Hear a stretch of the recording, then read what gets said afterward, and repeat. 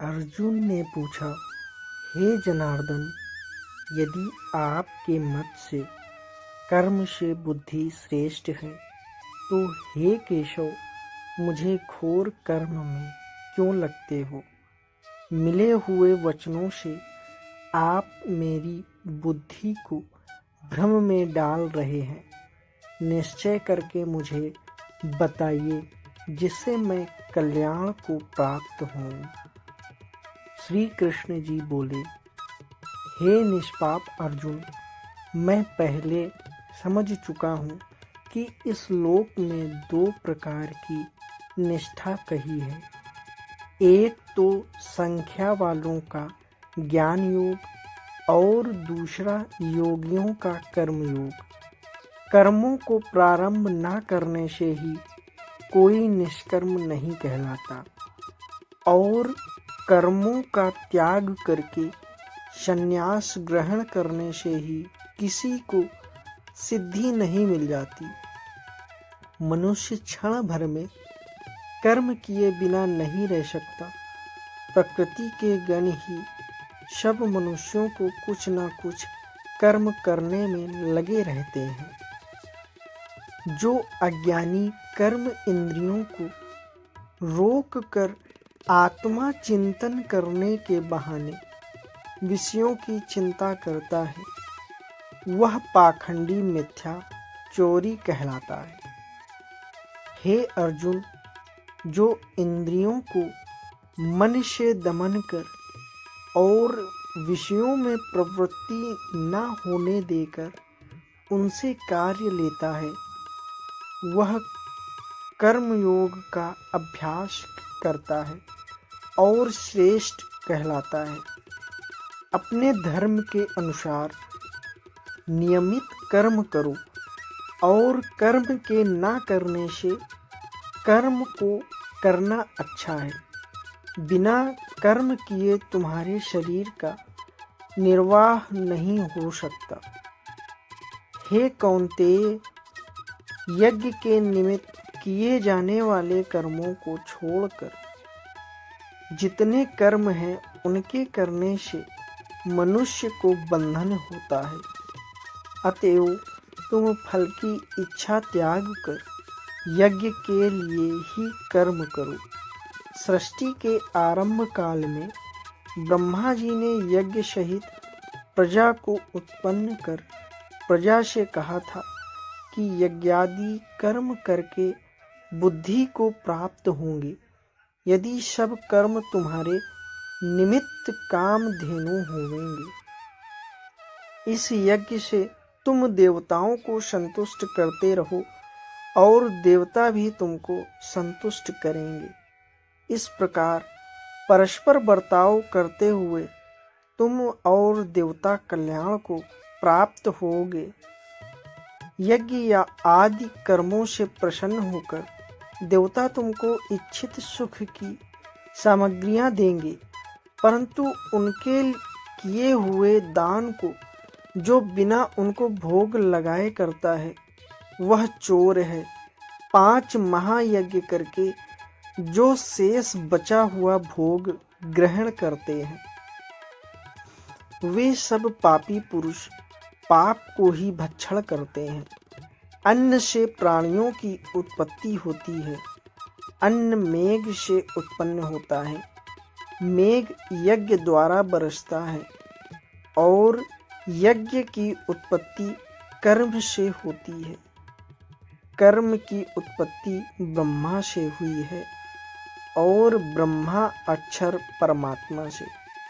इस कारण सदा सब पदार्थों में रहने ब्रह्मा है, वह सब यज्ञों में प्रस्तुत है।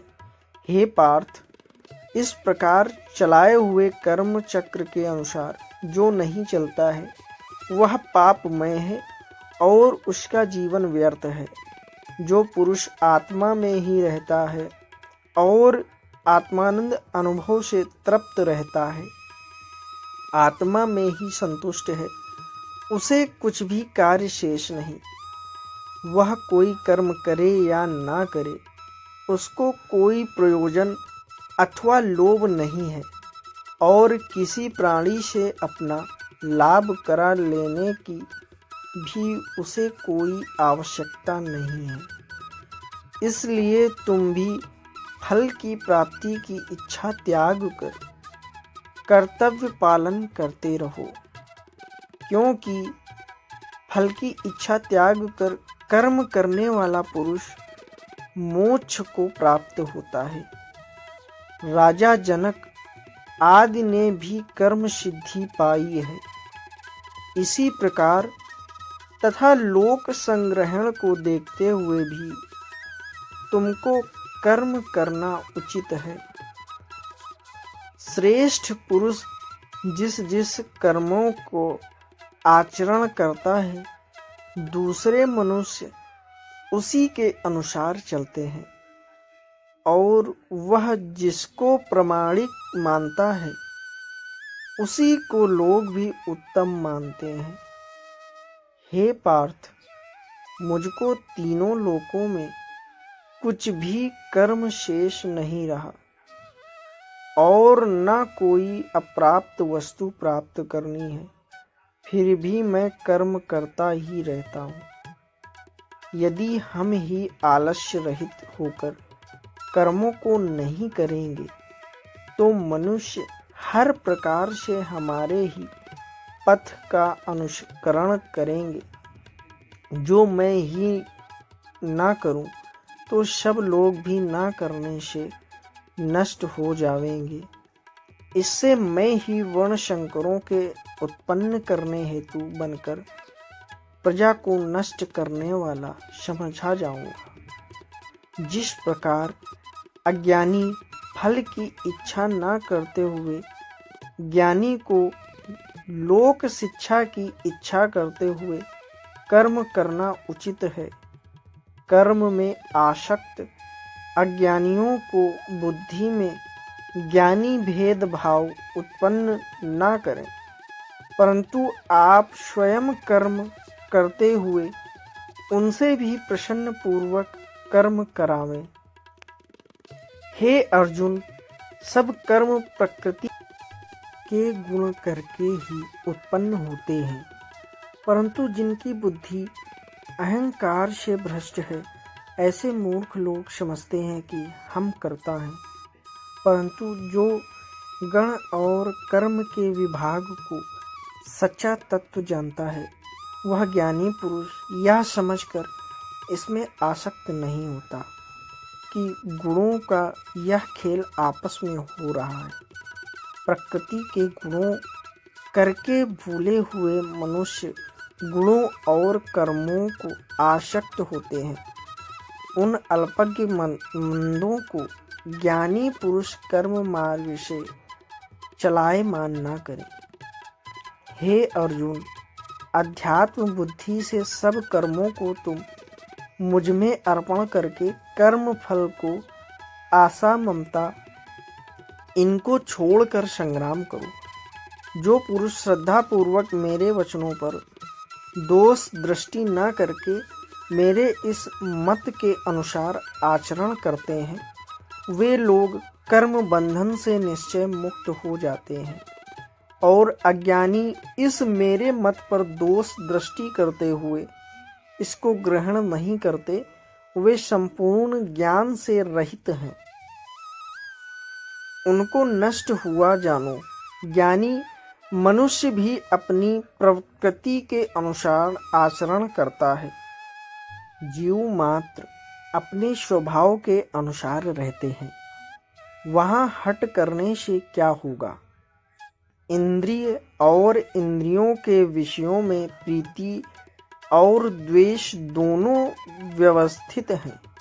इन राग और द्वेष के वश ना होना चाहिए, क्योंकि ये मनुष्य के शत्रु हैं। अपना कठिन कर्म भी दूसरे के सहज धर्म से हितकर होता है। स्वधर्म में मरना भी कल्याणकारक है, परंतु अन्य कर्म धर्म भयानक है। अर्जुन ने कहा, हे विष्णु नंदन, श्री कृष्ण पुरुष को करने की इच्छा ना होते हुए भी कौन उसे बलात्कार पाप के मार्ग में प्रवृत्ति करता है। कृष्ण भगवान बोले, हे अर्जुन, रजोगुण से उत्पन्न होने वाला काम और क्रोध मनुष्य को पाप कर्म मार्ग में ले जाता है। इन करके उत्पन्न इच्छा कभी तृप्त नहीं होती। ये महापापी और घोर शत्रु हैं। जैसे धुआं से अग्नि, धूल से दर्पण और झिल्ली से गर्भ का बालक ढका हुआ है।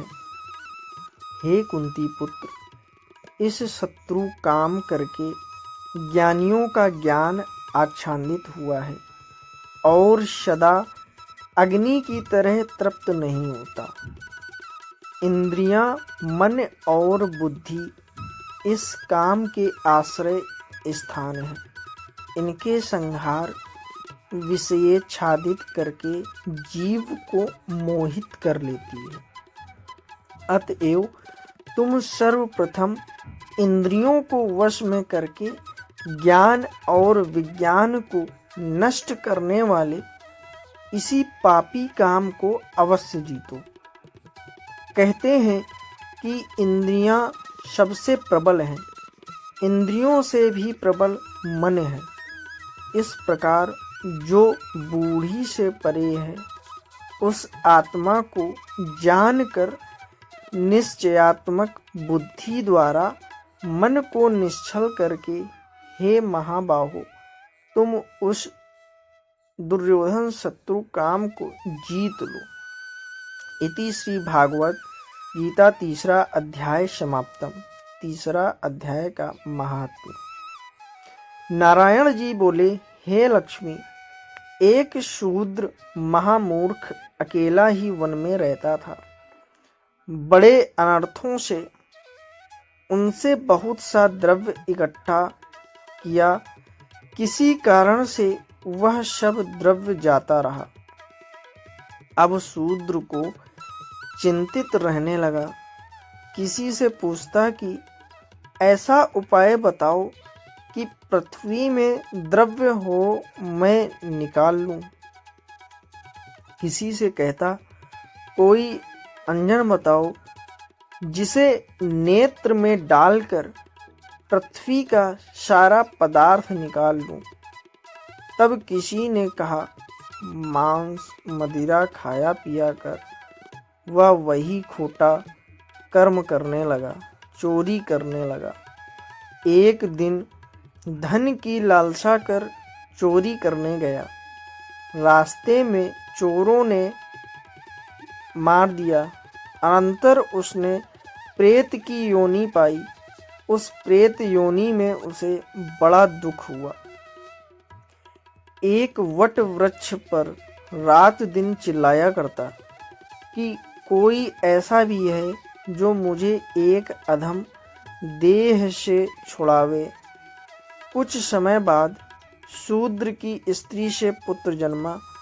जब उसका पुत्र बड़ा हुआ तो एक दिन अपनी माता से उसने पूछा, मेरा पिता क्या व्यापार करता था और देहांत किस प्रकार हुआ है। तब उसकी माता ने कहा, हे बेटा, तेरे पिता के पास पदार्थ बहुत था, यूं ही जाता रहा। वह धन के चले जाने से बहुत चिंतित रहने लगे। एक दिन धन की लालसा से चोरी करने गया, परंतु मार्ग में चोरों ने उसे मार डाला। तब उसने कहा, हे माता, उसकी गति कराई थी। तब माता ने कहा, नहीं। फिर पूछा, हे माता, उसकी गति करानी चाहिए। उसने कहा, अच्छी बात है। तब पंडितों से पूछने गया। जाकर प्रार्थना करी कि हे स्वामी, मेरे पिता एक दिशा में जाकर मृत्यु को प्राप्त हुआ है, उसका उद्धार किसी प्रकार होवे। तब पंडितों ने कहा, तो गया जी जाकर उसका गया करो। तब तेरे पितरों का उद्धार होगा। यह सुन उसने माता की आज्ञा लेकर गया को गमन किया। प्रयागराज को दर्शन स्नान करके फिर आगे को चला। रास्ते में वृक्ष के नीचे बैठा। वहां उसको बड़ा भय प्राप्त हुआ। यह वही वृक्ष था जहां उसका पिता प्रेत की योनि में प्राप्त हुआ था। उसी जगह में चोरों ने उसको मारा था। तब उस बालक ने अपना गुरु मंत्र पढ़ा। उसका एक और भी नियम था। वह एक अध्याय श्री गीता जी का भी नित्य पाठ किया करता था। उस दिन उसने श्री गीता जी के तीसरे अध्याय का पाठ उस वृक्ष के तले बैठकर किया। वह उसके पिता ने प्रेत की योनि में सुना। सुन के उसकी प्रेत देह छूट गई। देवदेही पाई स्वर्ग से विमान आए। वह विमान पर चढ़कर उसके सामने आया। आकर आशीर्वाद दिया और कहा, हे पुत्र, मैं तेरा पिता हूँ जो मर कर प्रेत हुआ था। इस तेरे पाठ करने से मेरी देवदेही पाई। अब मेरा उद्धार हुआ है।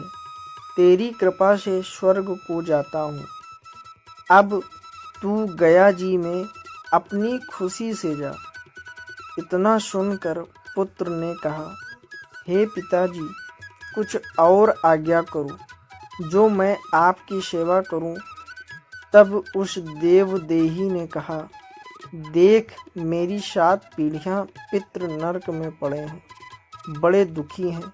अब तू श्री गीता जी के तीसरे पाठ का करके उनका इस दुख से मुक्ति प्रदान करो। इतना वचन कहकर वह देवदेही स्वर्ग को गई।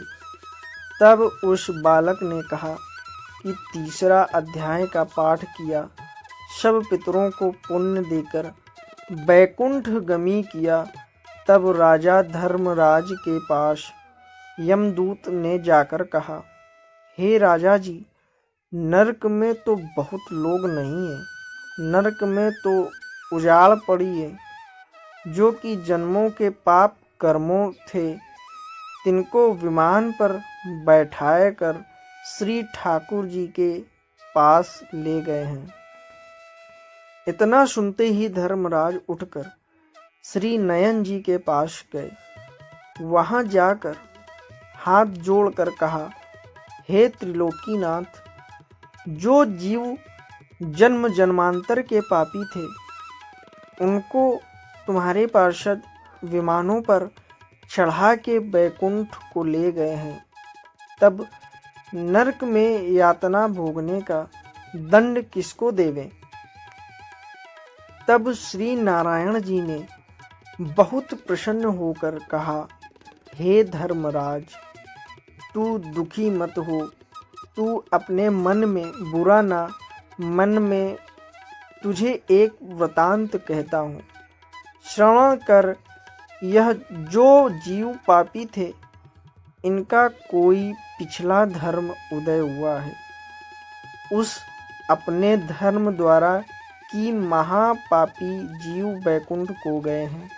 और यह एक आज्ञा मैं तुझे देता हूँ, जो जीव श्री गीता जी का पठ करे अथवा श्रवण करे, या कोई किसी को पाठ का फल दान करे, उन जीवों को तू कभी नरक ना देना।